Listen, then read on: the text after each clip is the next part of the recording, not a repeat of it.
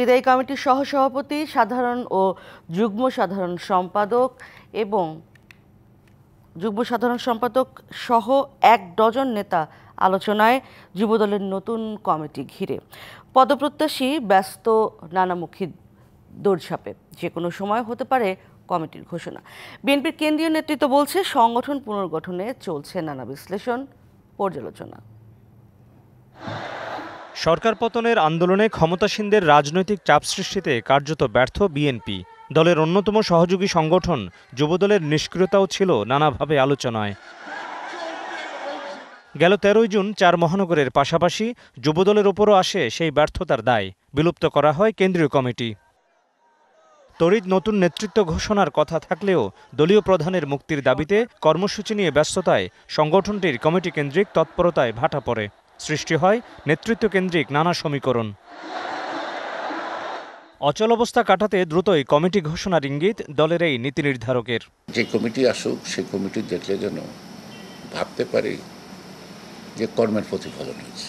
যাই কমিটি হোক, যাকেই ধরা হোক, সেই কমিটিটা যেন পরবর্তী ১০ দিনের মধ্যে যেন পূর্ণাঙ্গ কমিটিটা হয়ে যায়। কমিটি ঘিরে আলোচনায় অন্তত ১ ডজন নেতা। তারা বলছেন, নেতৃত্ব নির্বাচনের দায়িত্ব বিএনপির নীতি নির্ধারকদের। এই সরকারকে ক্ষমতা থেকে নামতেই হবে, সময়ের ব্যাপার মাত্র। আন্দোলনের মাঠ থেকে আমরা অতীতেও যেমন পিছপা হইনি। ঢালাইয়ের দৃঢ়তা, নির্মাণে নিশ্চয়তা, প্রিমিয়ার সিমেন্ট, ঢালাইয়ের রাজা। ভবিষ্যতেও আন্দোলনের মাঠ থেকে আমাদের বিরতি নেবার কোনো সুযোগ নেই। দেশটার তারেক রহমানই চূড়ান্ত সিদ্ধান্ত নেবেন যুবদলের নেতৃত্বে কে আসবেন। আগামী তো সুযোগ পেলে দেশটার তারেক রহমানের নেতৃত্বে বাংলাদেশের গণতন্ত্রকে ফিরিয়ে আনার লক্ষ্যে সর্বোচ্চ সততা এবং সাহসের সাথে রাজপথে থাকবেন। শীর্ষ ২ পদে যুবদলের বিদায়ী কমিটির কয়েক নেতা ছাড়াও আলোচনায় ছাত্রদলের সাবেক নেতারাও।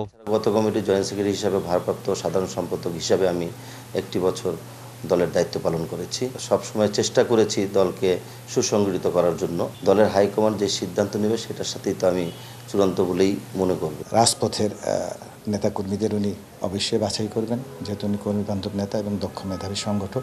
যুবদলকে আমি অবশ্যই রাজপথ থেকে আন্দোলন সুসংগঠিত কিভাবে করা যায়, রাজপথে থেকে আন্দোলন করতে হবে, এই বিষয়টা আমি ইনশাআল্লাহ নিশ্চিত করবো। রাজপথে যে আন্দোলন একটি ফলাফল বয়ে আনতে পারবে, আমি মনে করি যে আগামী দিনে যুবদলের যে নতুন কমিটি, তাদের সামনে সেটাই প্রধান লক্ষ্য হওয়া উচিত। যারা যোগ্য তাদের সমন্বয়ে যাতে নতুন কমিটি গঠন করা হয়, সেই প্রত্যাশা করি। তৃণমূলের সাথে যোগাযোগ আছে এমন নেতাদের নিয়েই যুবদলের কমিটি গঠনের কথা ভাবা হচ্ছে। যারাই নেতৃত্বে আসুক, সেটা যেন কর্মী বান্ধব হয়। কর্মীরা তাদের খোঁজ করার আগে যেন তারা কর্মীদের সাথে সবসময় যোগাযোগ রাখে। Mohammad Hussain, DBC news, Dhaka.